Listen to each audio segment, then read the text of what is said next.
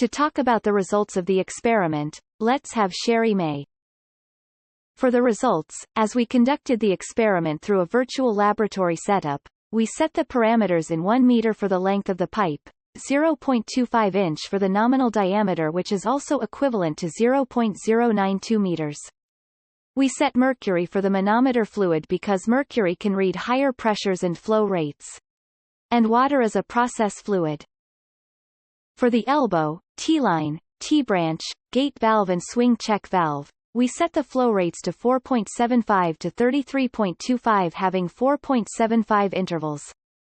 While for the half-opened globe valve, we set the flow rate to 2 to 14 with 2 intervals, and for the fully opened globe valve, we set the flow rates to 2.5 to 17.25, having with 2.5 intervals. While the swing check valve ranges from 70 to 109 meters, then for the T-branch the equivalent length ranges from 35 to 55 meters. Next is the T-line, which ranges from 11 to 22 meters. The least equivalent length fitting is the gate valve that ranges from 0, while the swing check valve ranges from 70 to 109 meters. Then for the T-branch the equivalent length ranges from 35 to 55 meters. Next is the T-line, which ranges from 11 to 22 meters. The least equivalent length fitting is the gate valve that ranges from 0 to 9 meters only. Also, it has been observed from the computed data that from using a water as a process fluid, the higher flow rates have the higher computed equivalent lengths. For the calculations, let's go back to Diana. In calculating our obtained data, we first set our standard parameters.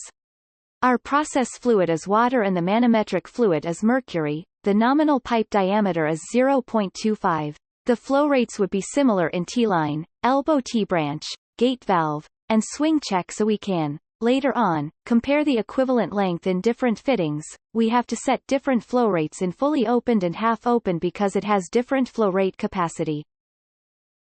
The obtained raw data would be calculated using the formulas flashes on your screen.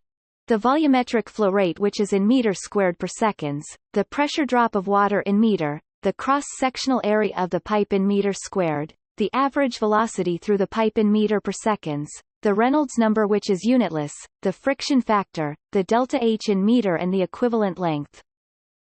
These are the computed data for the elbow and T-line flow. For the T-branch flow and half-opened globe valve. For the fully opened globe valve, gate valve, and swing check valve.